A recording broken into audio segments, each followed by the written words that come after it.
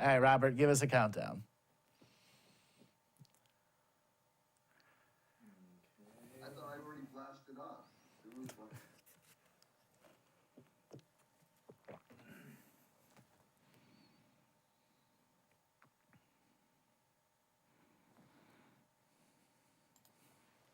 Alrighty, we are live. Counting down. 5, 4, 3. No? Ready?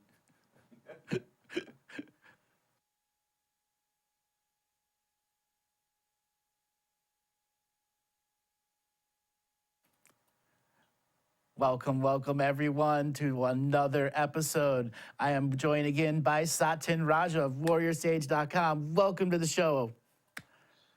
Hey, Andrew.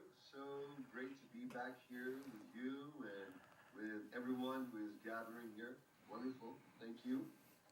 Thank you for coming on again. You know, we had something a little bit planned, but we run into the technical gremlin thing. So we've had to go down to the nitty gritty where we're going to go into some juicy stuff. We had to put all that other technical stuff aside and we said, all right, let's go juicy. In the past, we did almost 4 hours of interviews. And what we touched on is the sexuality and the enlightenment processes, the 3 stages of relationships, understanding sexuality in the self, and how the masculine and feminine. Today, we're going to get into some nitty-gritty, deep down and juicy stuff to help people understand their individual relationships with themselves, their partner, and spirit. Yeah, absolutely. Let's put the rubber on so that it meets the road. So to say. I love the double entendres. Begin already.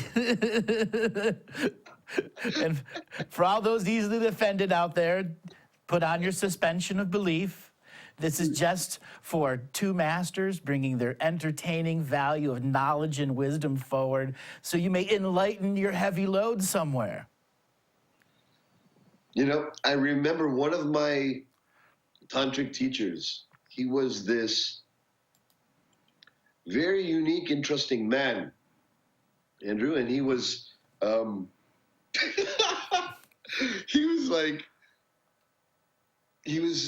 he had been in the war. He had been in the Vietnam War, and he had this whole experience of being almost dying from injury, from being blasted, and surviving. And in that death realm, he met this divine being, and then he came back into his body, and then later, a few years later, came across his guru, who was that person he met in that after-death moment, and became his disciple and student.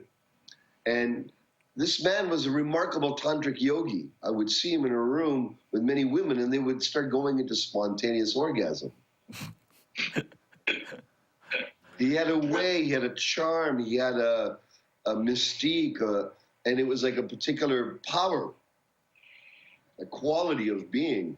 And he wasn't necessarily more handsome than the other guy or more debonair. You know, he didn't have the looks, you know, or the 6-pack or any of that, right?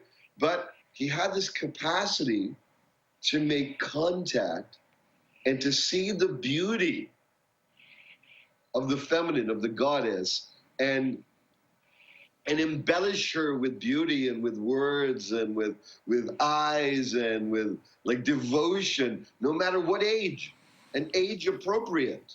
Mm-hmm. You know, there's a saying that an older woman needs, or a younger woman needs to be beautiful in order to be loved. And an older woman needs to be loved in order to be beautiful. Beautiful. So he had this mastery, and I basically learned his philosophy, and from his practice and his teaching, what he imbibed to me, these particular philosophies. And the most powerful thing of it was all about, the first thing he started off with, he said, you know what? You're going to die in the arms of the feminine, the goddess, the great existence, the great she of the manifest reality, the infinite domains of co-creative universes. Anything that can be experienced, the whole experiential domain, he considered the goddess, the feminine, the she of all existence. Yeah. So you're going to die to that. Yeah. The receptor of our light, when our light transverses this holographic reality and takes our signature frequency to another frequency of space-time. When we make that ascension, we have unmanifested the body, finished our agenda here, and we take on a non-agenda side that has different density functions. So many lovers, lovers to be, lovers past, have had agendas past that reach forward and lead people into twin flame energy, instant attraction, instant sexuality, or people that find their mate and are married and in love and kids in a month. We have all heard those stories. You know, one of the things I learned from this tantric master, teacher of mine,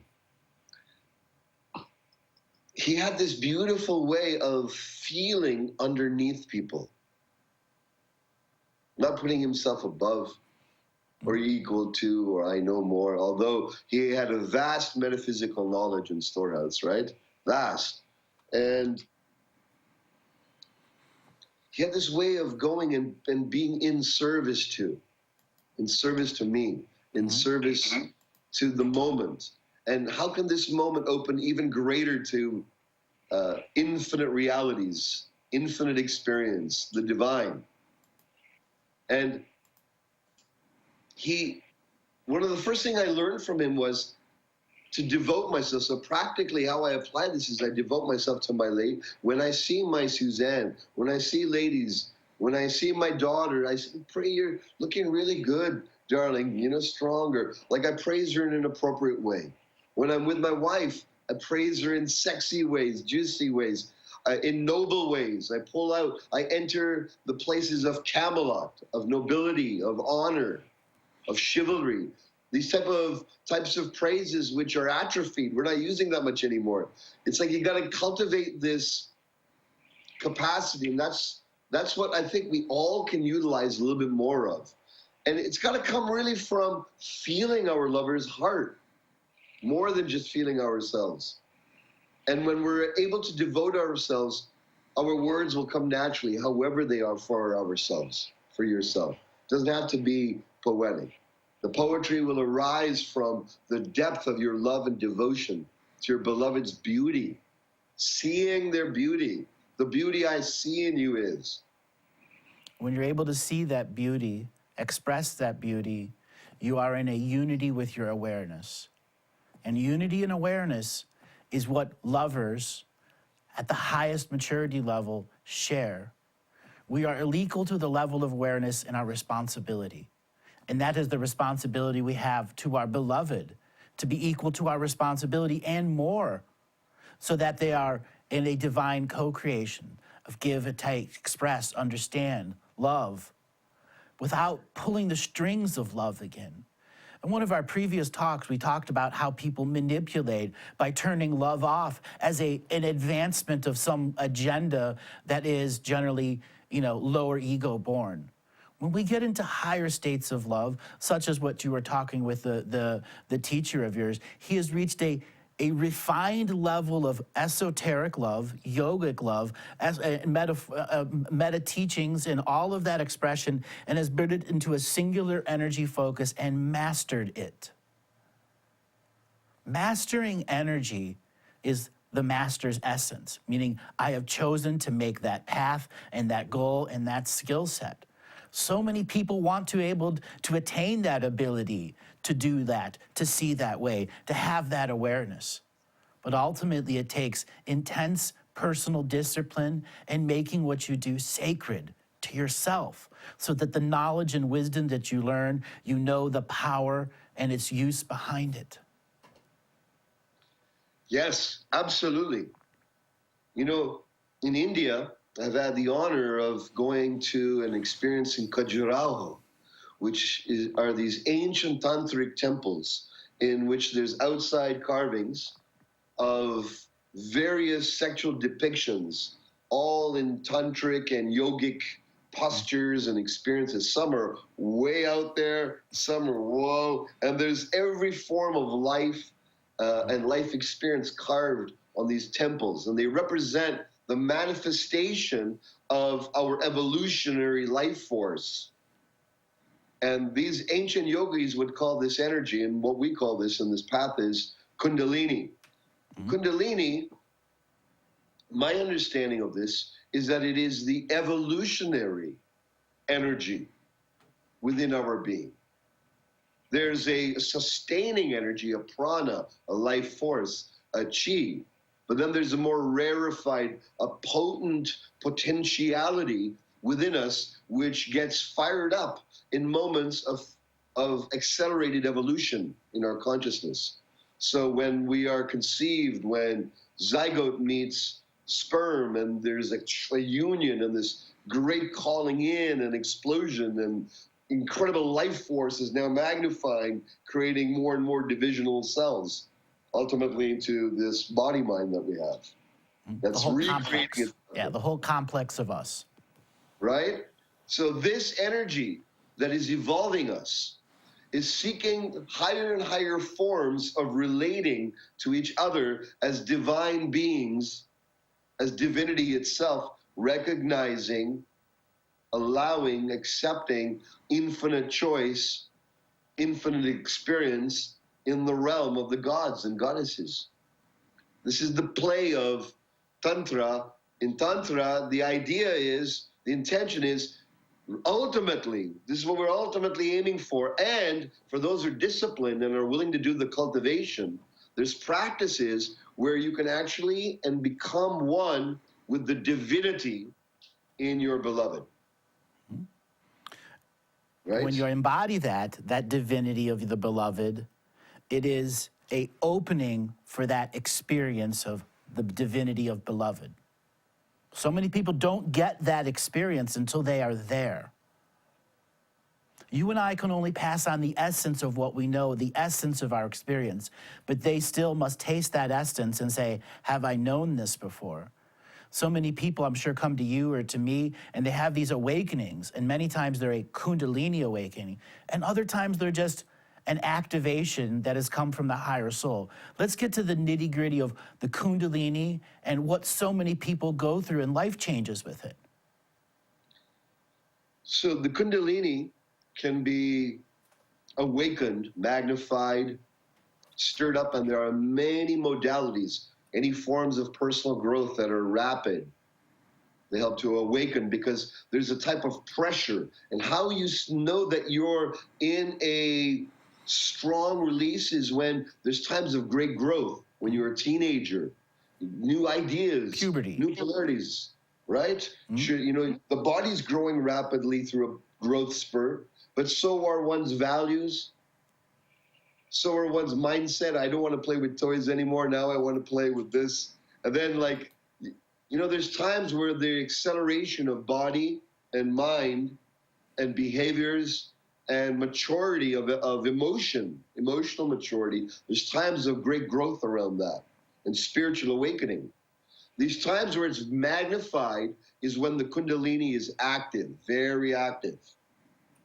Now, if you're not aware of this, it can look like life throwing you around with polarities. About to win something and you lose something. You're about to lose something and then you win something. Big extremes showing up in your life, being torn between these decisions. I love them, but then this is the direction I want to go. Should I stay here? Should I go? Should I expand further? Or should I stay comfortable? These exasperated dualities is a sign that the Kundalini is active and should be treated.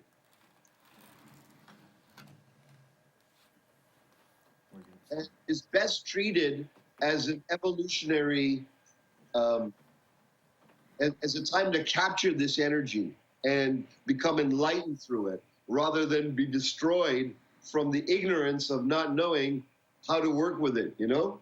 It's valuable. So a lot of people don't even realize that during a morning scenario, an extended purpose, the Kundalini is very active, them trying to get them to resolve and get some form of closure. What it's It's your innate higher self, an aspect of your divine self, a goddess, if you will, that is aiming to evolve you. If you resist, it shows up that you're resisting some aspect of life. You're not embracing, and some things may be difficult to embrace, especially, you know, if it's really shitty stuff or things that are bringing you tension or stress or overwhelm or you know, heartache or worry or fear. You know, these are the energies, these are the emotions that strangle, stagnate, and put weight over our ability to just relax into love. Soften the wholeness of the being. Now taking the callousness of the auric field away and be acknowledging what you've gone through, the self-healing and self-nurturing techniques that amplify the existing awareness that's now coming from your deep inner sides. Exactly. Exactly. You know, it's like working out, right? Like I can do mind clearing of my energy, but I also need to work out. I need to do something to exercise to feel better about myself, okay? And to ramp myself up. I can't think that into being. I have to get active in some way. So there's some parts that clearing is very valuable in healing. And then there's also the other part of one's training in becoming a sexual yogi, an enlightenment yogi, using the yoga of duality, the yoga of lovemaking, the yoga of experiencing the world as your lover, enjoying the whole world as your lover, not just as this ephemeral nothingness or this thing that's trying to kill you or suck you, or this nature that's trying to rob you of your life, and you know, all these fear-based forms of relating to existence. Tantra is really about embracing right now, what can I fall in love with? What can I trust in my lover more right now? What trust can I give them more than I've given? The trust of the spirit at that highest level, in continuing adulation, continuing adoration, continuing and continuing without end, because that is the purpose of the spirit. Yeah. Unlimited. And when we get that unlimited point of view for our beloved, we are love. We are the law of one. We are not separated. We are not compartmentalized. We are completely interconnected. So many people have this intense interconnected experience after orgasm. And some have different definitions. What is your expression for that? I know it's a little different for the male and the female, but let's give some definition to that post-experience. Of orgasm? Yeah. So there's our traditional understanding of orgasm, which is the release for the male body, for the ejaculation and sperm release, and all the mechanics and body parts involved in all of that, which most people are quite aware of. And for the female, there are many forms of orgasm. Mm-hmm. Many forms, from clitoral to vaginal to many forms. And because I'm a man, I do not wish to be expressing myself as any expert in this. This is something better my wife and other women of knowingness can express deeper. But the essence is that we can release orgasm in the traditional sense of building up pleasure for the sake of releasing a small moment of pleasure and joy, small moment of some ritual to release energy, to release the tension and build up, to let go of some energy. Or we can cultivate the cauldron of the erotic energy over days and weeks. Mm-hmm.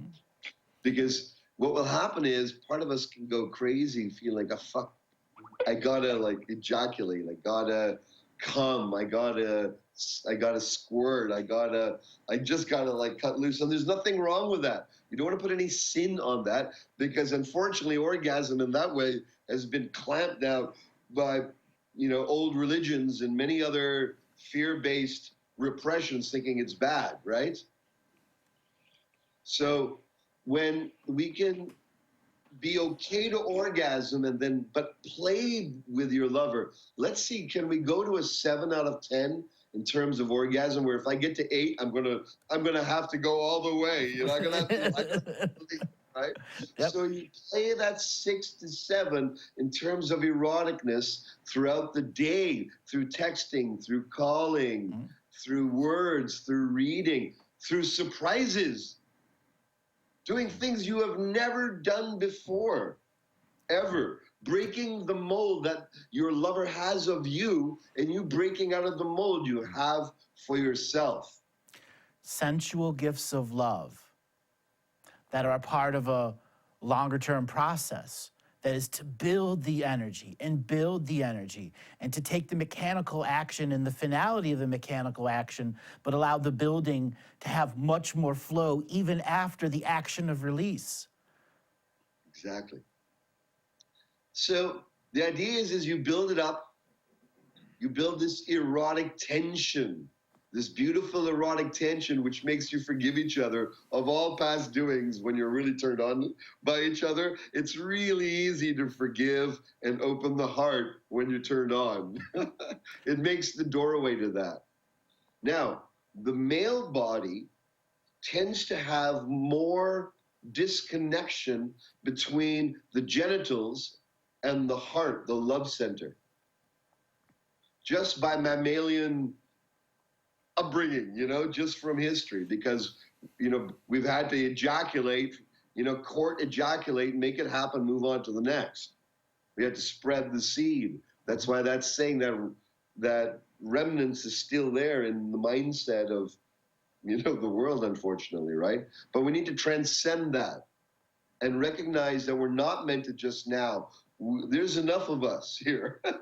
we need to be judicious and aware that this has a vital life force within us, and that our sexuality is sacred. It's divine. It's delicious. That the feminine side of spiritual practice is how deeply and how long we can cultivate pleasure and erotic feelings through our body without releasing them. And when we can do that for longer periods of time, we have a stronger bond with our lover. The flame gets turned on, the passion gets ignited, and now you want to evolve with your partner rather than, oh God, another day with them. This is what you need to do to avoid the flatness that can set in relationship.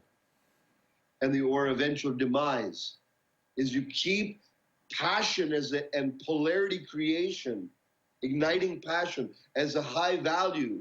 If you don't have it as a high value in relationship, then aim to bring it up and aim to be an artist, your own style, your own humor, your own comedy, your own tweak, your own silliness, your own craft of awakening your partner to the divine. When we choose to be our self-artist with our creativity for our beloved, and truly tap into our sacred creativity, and we create these constructs of love for our beloved, we are in the craft of tantra. We are in that craft of something that is an age-old knowledge of sexuality that has been stamped out of our modern history. And when we take that fully sacred energy in our own self-disciplined state, and we're saying we're creating an environment of beauty, happiness, and joy for our beloved to let down and enjoy our company, our love, our intercreativity, there isn't anything we can't do. Absolutely. It's like for Suzanne and myself, right? It's 30 years now. And our orgasmic energy, when we choose to be in a state of orgasm, of bodily release orgasm, then in those moments, we bond deeply and we release fully, and then we feel what's in our deepest soul, in our deepest hearts, and we voice it to the cosmos. And we enter the universe where all of what we have voiced is already there, in the glow and the space and the ecstasy of the orgasm and its ripples into the next few moments in time and space. We visualize, we feel, and then we voice this to each other's hearts, to the gods, the goddesses, to the dimensions, to the realms. We're expressing to the universe that this is the universe that we have entered. And so you, as a couple, move into a sector of the infinite realities, which has the corresponding vibration of the quality and the depth and the ecstasy and the brilliance of the orgasm that you both have birthed together. This is what's possible. It's the nectar of orgasm and creation and manifestation.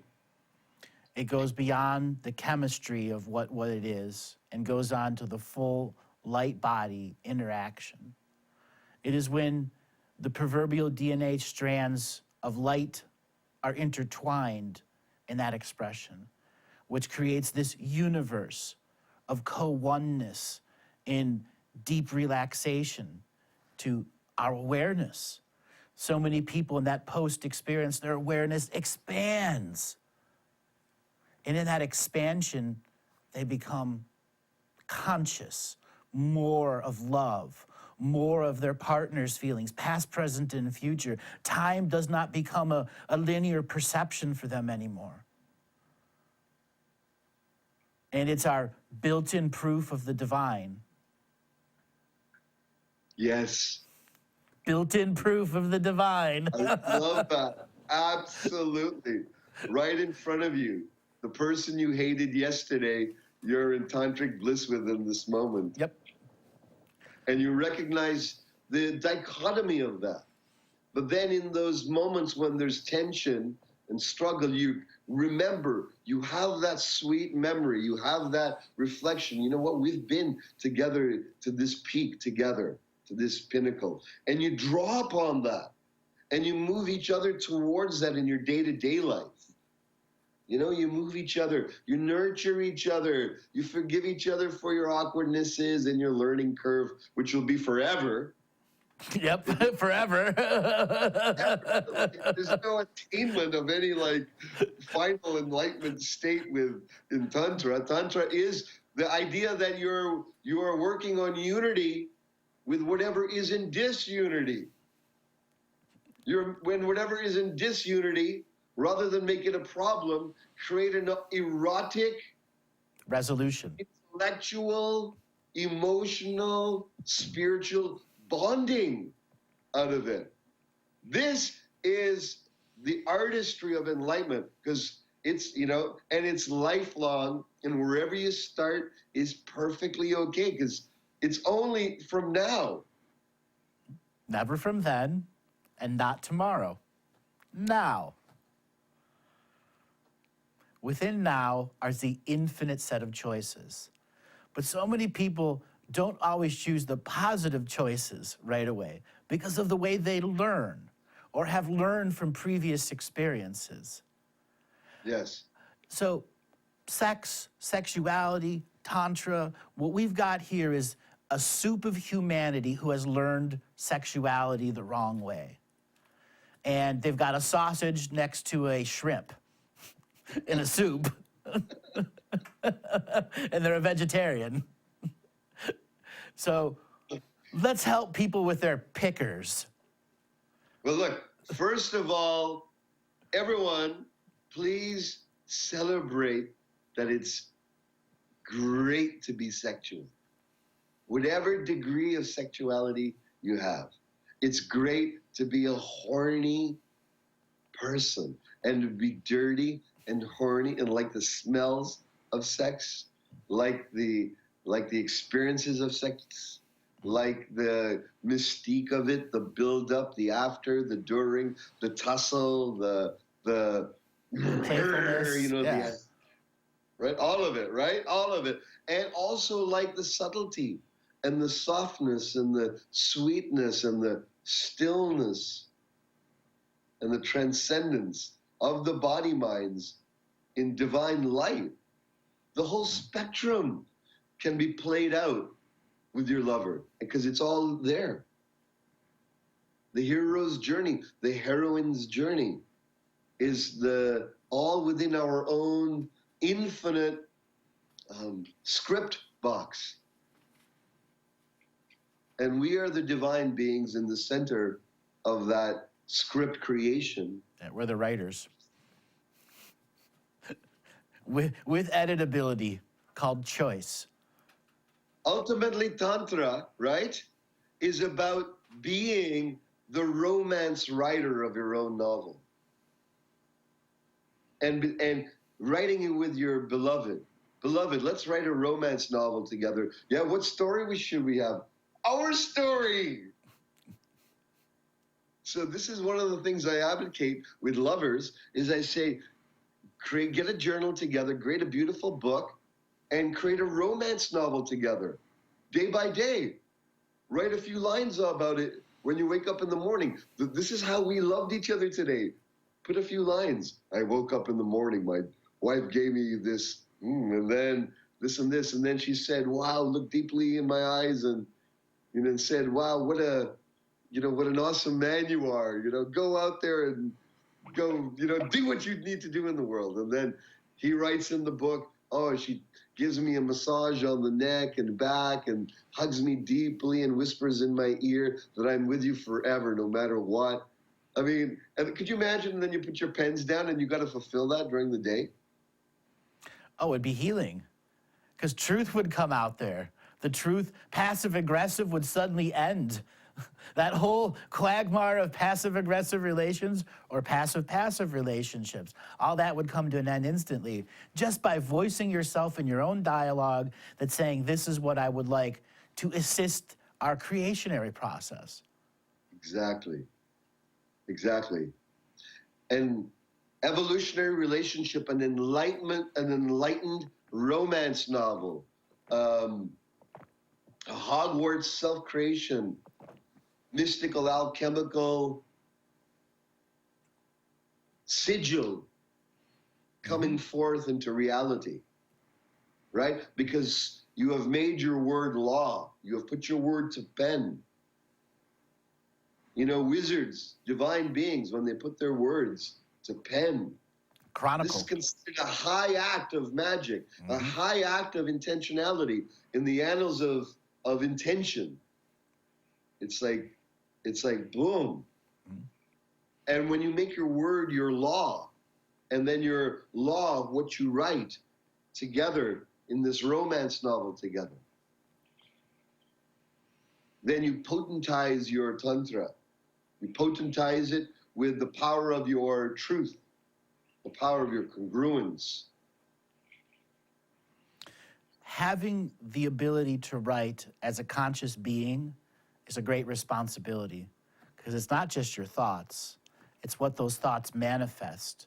Because once that is in paper, our mind doesn't treat it as a standard chemical stimulus memory. It is a memory in light that we've encoded through an action of creation. That's the essence of action turning knowledge into wisdom. When we are writing our wisdom for our beloved in that creational process, we are the living algorithm of wisdom in that alchemical moment of writing, transmuting our divine will to 26-letter encoded alphabet. Infinite wisdom within that alphabet, no matter which one you're using.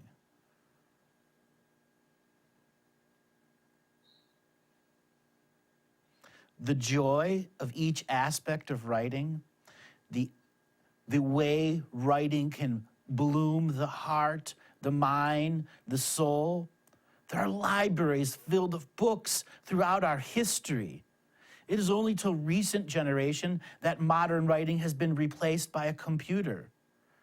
Our generation loves books, physical books. The next generation hardly even touches them. There is a separation of generational wisdoms here.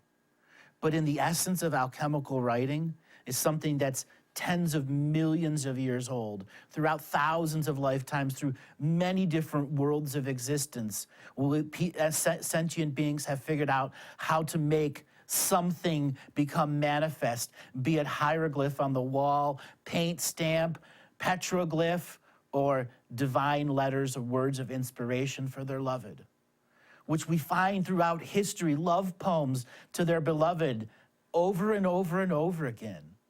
The most ancient of techniques, creating something that is an everlasting story of love that goes from paint on the wall, the love story, the message, but it's Egyptian hieroglyph that pass on the wisdom to the future generations who are still trying to figure out love. Each generation passes on its wisdom to the next generation to interpret positive or negative, and then interpret again and reinterpret again until we find a text from 1,000 years ago and we go and try to interpret what's an interpretation.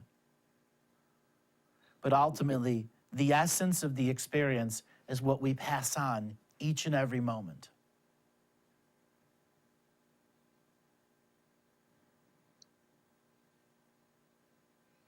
What is ultimately the, let's just say, the essence of experience? When we as teachers pass on a concept that has all of that activated, actualized wisdom, that nugget we give them, and they're going, or well, that ice cream cone they're licking as they're going home.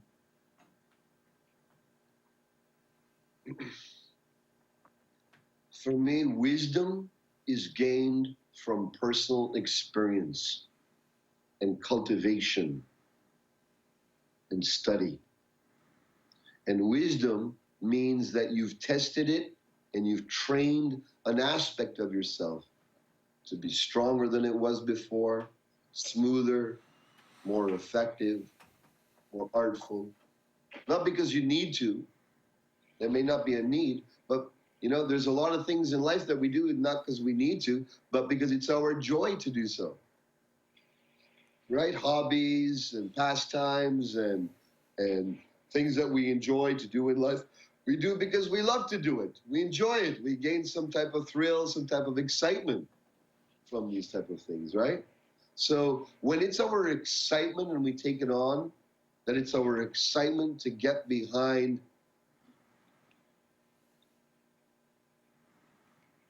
loving each other and awakening each other and holding each other together, through thick and thin in a very human way. Like, I'm with you. I got you. Even when inside you're like going, God, I need a break. The partner may be going crazy. They may be in a state of being which drives you nuts and repels you. They may be saying things that are poking the things inside of you that wants you to get defensive and jut your jaw out and get angry and slam them back with your words. But in those moments, if we recoil a little, we breathe,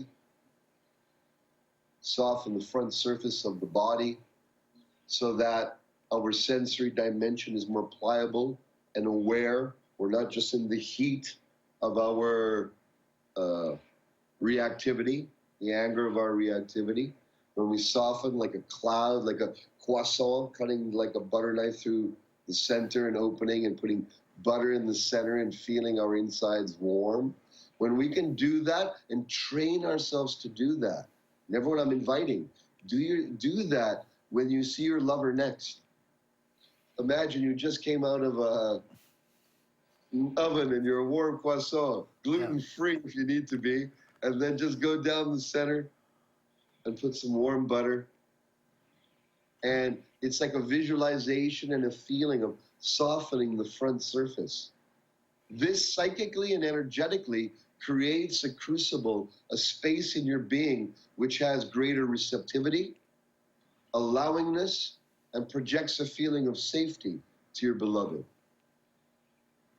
So that little opening in your system, in your field, in your aura, draws and magnetizes your beloved and allows them to yield and to put down perhaps some of the shells and tensions they've picked up through the day.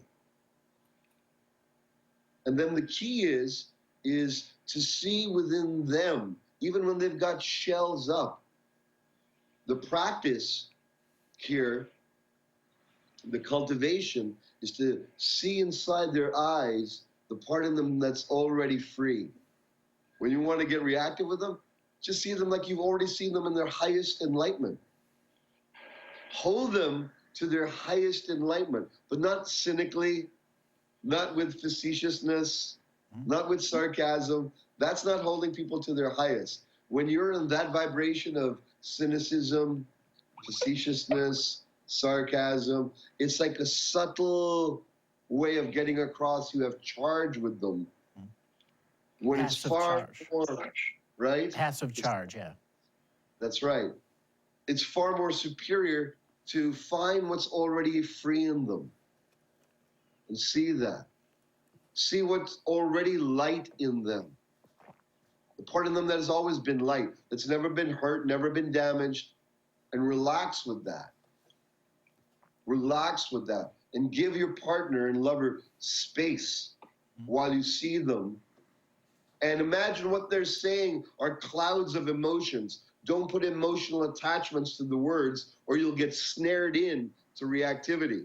Because when someone is in their upset in their triggers, they know what to say that's going to bring you down to get you reactive. Don't allow yourself to go there. You got to be like ducks. It's once again turning off the reptilian, the mammalian part of the brain. The reactivity side is ultimately that fight-flight method. So many people have that innate fear they're unable to let go. Even when they're in the subtle throes of love, trying to get it going because they're too much mammalian brain thinking. I got to strategize. What am I going to do next? Where am I going to go next? What's my next action? Oh no, something's going to happen. And the other brain's doing the same thing. Exactly. Not focusing on the beloved, the individual. Just as you were saying, when you see them in their highest divinity, you are sending that to the coreness of their being as a purity of love. Exactly. Seeing them from inside as that glowing, incredible being of light. This is something we can say all of humanity needs. Yeah. To see the friends and neighbors, not as a sexual partner, but as a being of light and love. And through our sensual interco-creativity of exchange of energy from deeply spiritual beings. Sharing that common moral code of seeing the beauty before reactivity. Send the love so that fight and flight is not that first choice. Become the apex of your own divinity, so all divinity is present.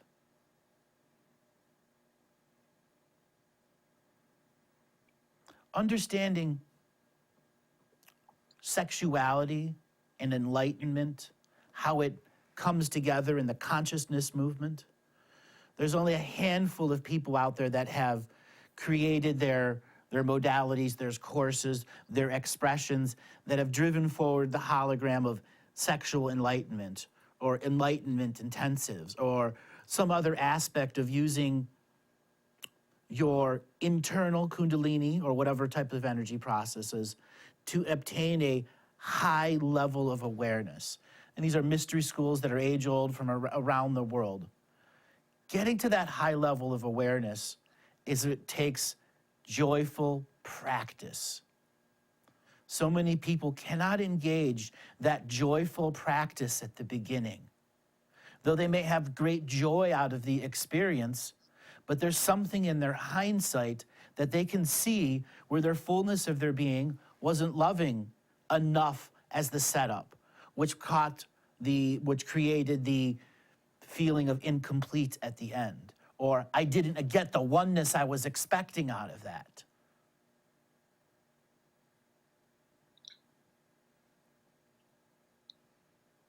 you know, training for tantra, training for enlightened relationships, you know, enlightened sexuality.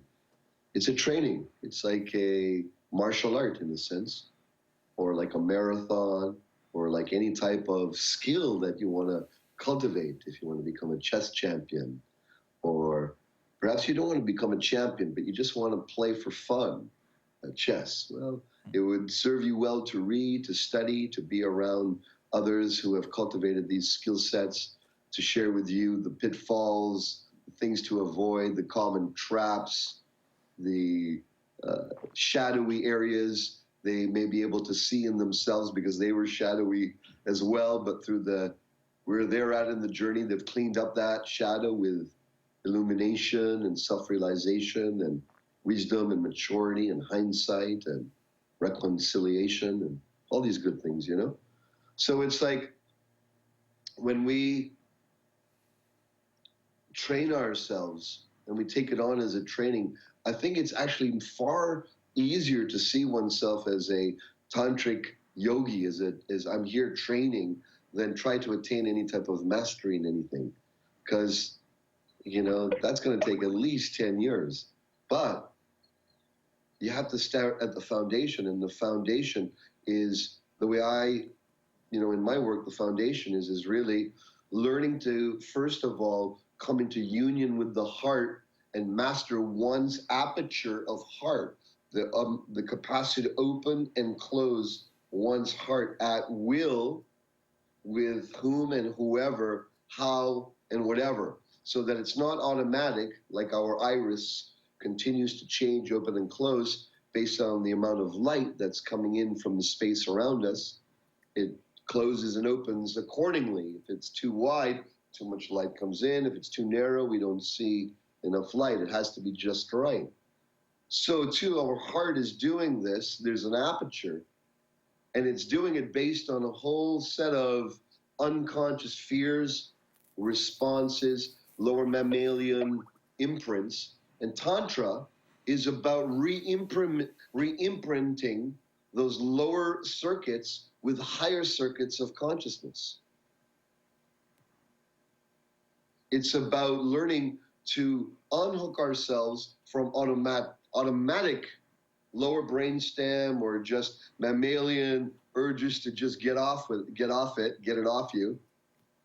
You know, just release it, just go. But to cultivate the power of that for manifestation, for oneness, for bonding, for rejuvenation. There's no depletion in the tantric lovemaking. There's a higher and higher spiraling of energy and evolution. There's a refreshing of your bondedness. There's not like a hangover of Regret. or regret of careless Yeah. careless sex. So that respect and responsibility for the self is earned and learned over a period of years. And for those that get to the intermediate levels, beginning to have their experiences, beginning to feel unity and oneness, and have, let's say, the partner that's willing to explore, and they're wanting to go to that next level where they want to be able to share something that is a unique experience to the two. What we talked about before was setting the environment, coming to a frequency of love, seeing the divine being inside, turning on their heart energy so that they glow as a bright being, and that's your focus, and they're also focusing that back at you. And when they come together, they have a series of moments that has a great release, that has an interconnectedness to it. And that interconnectedness, their very DNA intertwines, and they have these mystically connected experience. As we said before, built-in proof of the divine. Let's break down some of those experiences they have. You know, there's the obvious scientific way, but let's look more of the meta-science and the colloquial now way of helping people understand what this consciousness change means. Certainly.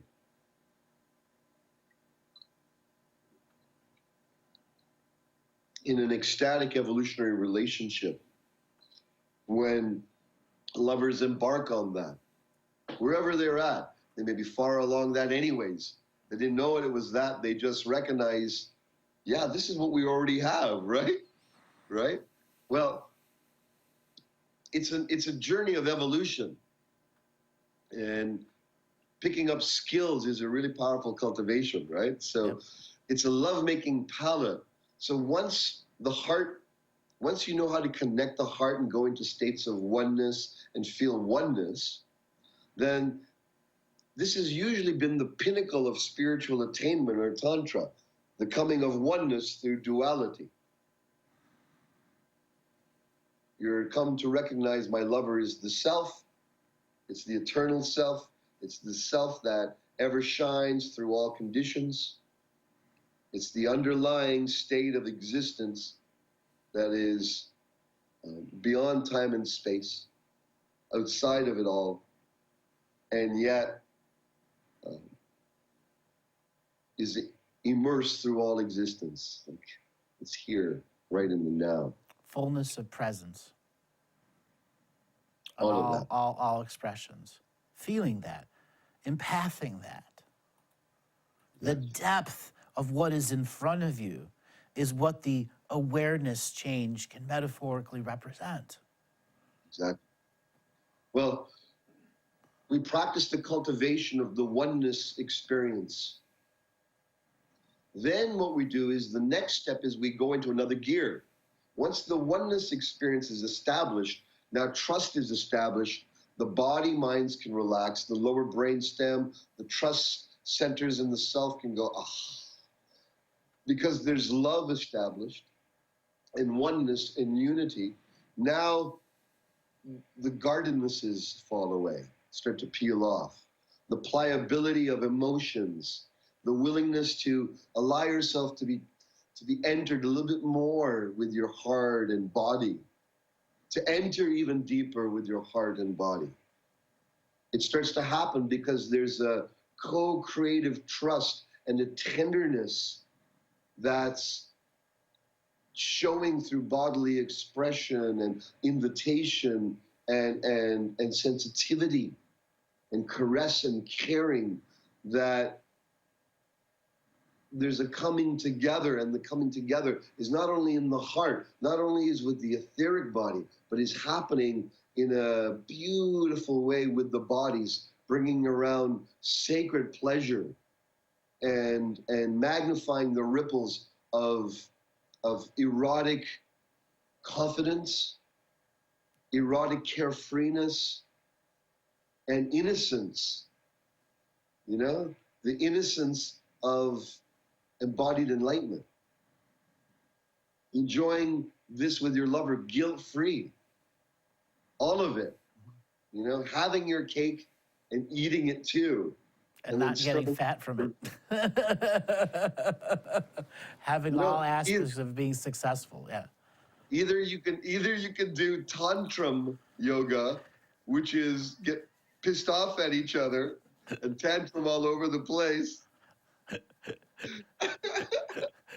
Or the cake can be used as a sensual expression of massage. There we go. You know, so the next part, so heart connection, oneness, then the next part is polarity creation, the cultivation and the learning of, okay, how can I ignite passion now? And cultivating an art for that. How can I neutralize passion now? And how can I repel passion now? There's times where if you're walking by a particular place and you don't want to have attention come your way sexually, you're wearing a bikini or you're on a beach. You turn it off, yeah. Right? There's a way to, you know, actually repel, and a lot of people don't realize that they're repelling their own lovers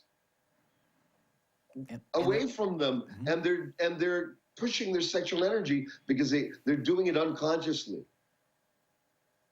So either we can repel passion We can neutralize it. Sometimes it's neutral when business needs to be done, when you're doing some transaction, if you're doing some type of body work or some type of um, formal social gathering, you want to keep it sort of neutral. You're not trying to be turning on or turning off anyone. Right. Maybe your own partner, but you're not playing in the realm of the evoking of passion. Now, but when you're with your lover,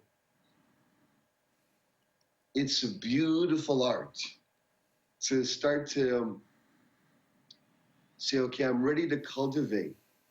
How can I turn you on sexually and spiritually? How can I turn you on intellectually? How can I turn you on bodily? How can I turn you on in ways, how do you want to be turned on? How can I serve that?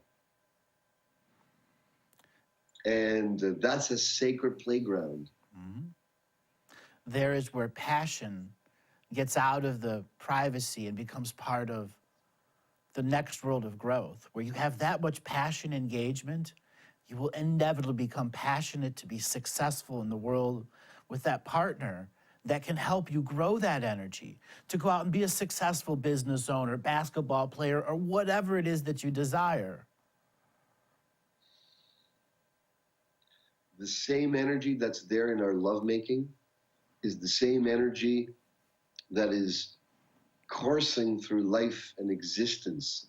The force, as in Star Wars, the force that's animating existence, that flourishing, that's pushing things through, that's organizing reality in quantum microscopic ways and interplaying and relating with forces and energies in seen and unseen dimensions, in the micro to this world, and then to the worlds that are beyond sizes of any type of human fathoming. The great organization of existence, of which we're an innate and intrinsic part of. Mhm. That's the tantric ecstasy, as well as the discipline to anchor in the world of mundane and making it through, and taking your relationship for granted and saying it's fun the way it is, and it's not. When people allow something to be that it is not, it's a great offense to the unseen side of the energy. And people don't realize the traumas that it creates in the people's unknowingness or at a passive aggressive level.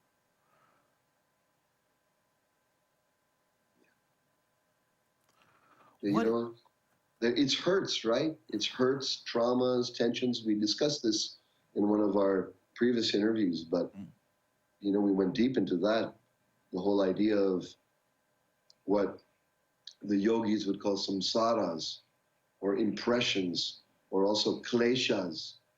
Kleshas are called afflictions of being, afflictions over the body and mind, limitations of our being, that we're projecting and throwing onto our partners because we've carried the baggage from mom and dad, we've carried the baggage from a previous relationship.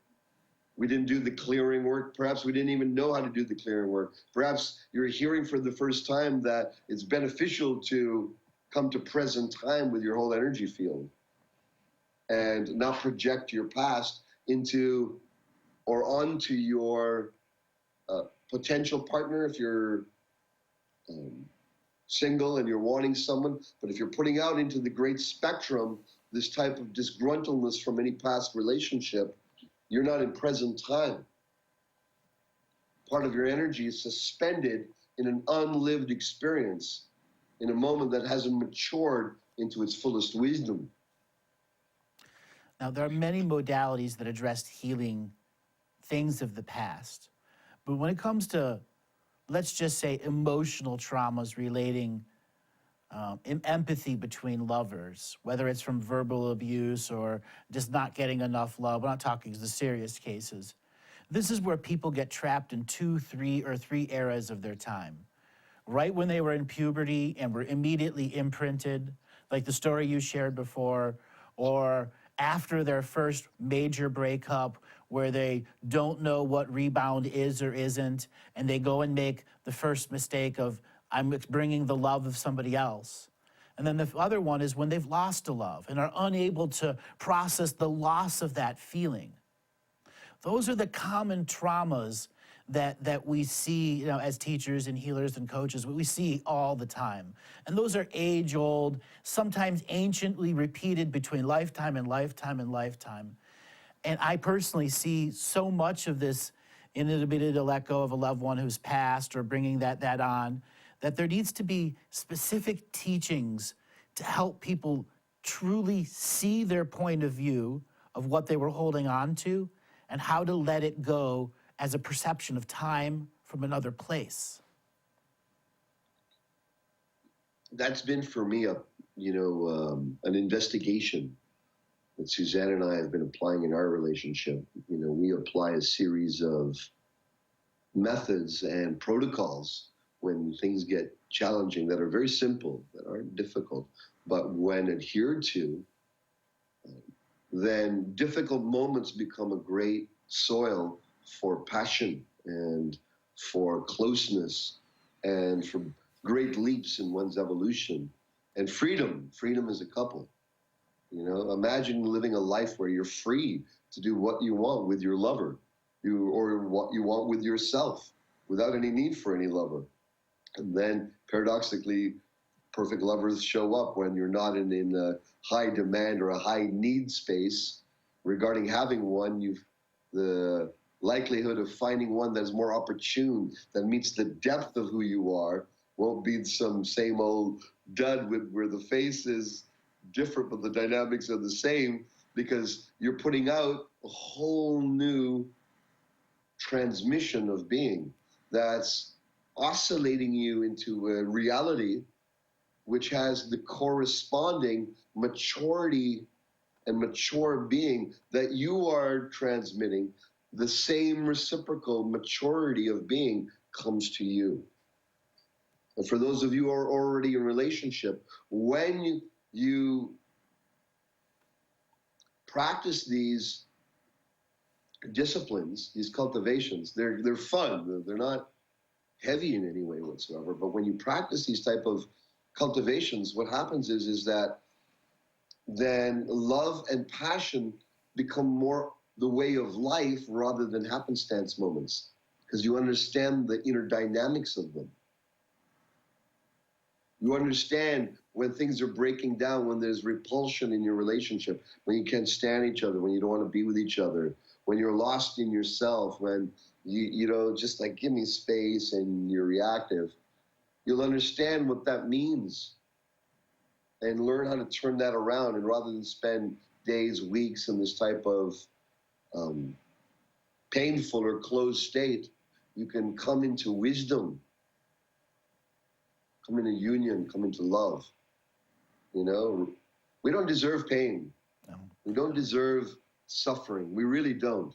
And we don't need to hang out in suffering for ages. Anyone who tells you that is a suffering junkie. Don't believe it. We don't need to. A martyr on the path to zealothood. Exactly. Okay. Suffering is not our destiny. We don't need to. We can choose an evolutionary relationship and hold the standard. I like to say at any moment in time, we choose our difficulty level on any process. So many people don't realize they have a choice to lower their difficulty levels. That somewhere something imprinted a higher standard for perfection for everything that was around them. That was an unattainable goal. Yes. And therefore everything they do in the future is based off that unattainable goal.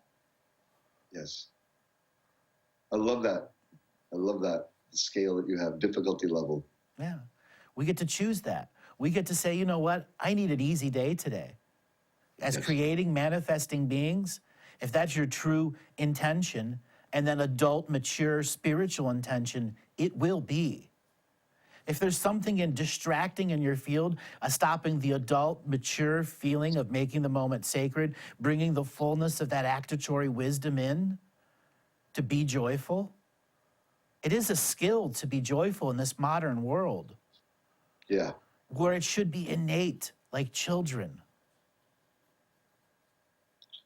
This is, you know, like what you're sharing about is everyday tantra, everyday Life path. right? Igniting passion on the life path, right? Every day, right? It's like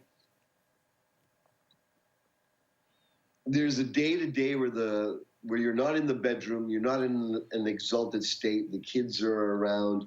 What does tantra look like then? What does an enlightened relationship, enlightened sexuality look like then? Well, it could be just a little wink or a little passing a glass to your lover with awareness, and noticing that they're thirsty before they're noticing it. Empathizing. Doing something first, sharing something that touches them, coming up behind them and massaging their neck or their hands, or holding their hands in a way. Saying, taking them, walking them into the car. Just come with me. Where are we going? Just come with me. Just come with me. Okay. Taking them into the car and going for a drive into the country. Things that make lasting memories of light. Yes. So a lot of times I run into people who are precognitive before empathetic. And when you are precognitive, you are taking the empathy out of it. You are seeing a potential future and making that potential future. And you are out creating the person in front of you or creating on top of them. That's another habit, both men and women, they create of something of such intention, but it doesn't have the fullness of love, and it becomes this strangling blanket on the person that they're with. When you're living a solo life, you can live in more individual intention. When you're living the life of an evolutionary, beloved, ecstatic, enlightened relationship, that's what you aim and aspire and you wish. You call in and you cultivate. You awaken, you choose. Then what starts to happen is that you must start to accept now the mystery more than the predilection and the intention. Your intentions have to go wider into the realm of feeling rather than into the realm of specificity. You got to get less specific and then allow mystery to inform and to surprise the field of love that you're generating. And ultimately, when you're making love and you're holding each other and you're remembering and you're reminding each other, let your love and your hugs, love them, but go wider into the room around you. And then wider into the building or space in town. And like see that wave of your hug going, ultimately all beings being embraced by that hug. The more you can remember this expansion of your love in moments, to go wider, to include wider domains of existence, seen and unseen, and that reverberation becomes a habit, then you start getting connected to the tantric cosmic energy of the universe. Which is all lovers come to you, all sea of life, awareness. Yeah, the whole sea of awareness, yes, is there for you to go and forth and experience in oneness. It's like the bodhisattva vow from Buddhism. The idea is that may your pleasure not just end at yourself. May all beings be released from illusion and delusion and ignorance. And may all beings be liberated into self-knowledge, into light, into truth, into their highest existence. Oh, that's something we can all wish for. And make intention-wise, adult manifested intention, that everyone gets a release from each happy word that we say, each loving action we release within ourselves and our loveds. This is the pinnacle of orgasm, of tantric orgasm. when this prayer becomes the explosion of your unity. And it ripples out as an active force, rearranging all realities. And you know it in stillness prevails. And in stillness is ever expanding awareness that is not voice, it is all light, memories, and action. That's awareness. In that mystical state of wow. What else can you say other than wow to the might of the universe? And then blissfully enjoy every aspect to it until such a time you've made a companionship with that bliss-filled nature that you can do something, bring back to it, such as the wisdom of the Bodhisattva, or the many of the others that have sought that enlightenment path and seen the altruism of good through all of humanity, through seeking the greatest wisdom, knowledge, to bring forth to the common man, to the highest apexal order of sharing release and joy and beauty for all. Aho. Aho.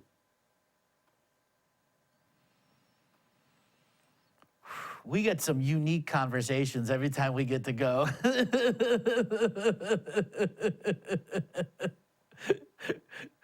From one direction to the next. Satyen, it has been a pleasure having you on the show. I look forward to having you again. Let people know how they can get a hold of you. My website is warriorsage.com. And there I have various offerings, and I have an access to be on my private invitation list for the exclusive events that I hold. So if you would like to come to that, please feel free to visit us there, warriorsage.com. And I'm Andrew Bartis, and you can go to andrewbartis.com for those of you that don't know me already. Satyen, thank you very much, and we'll have you on the show again. Awesome. Thank you all. Much love and ecstasy and igniting passion. Yeah. Get out there and share the videos too.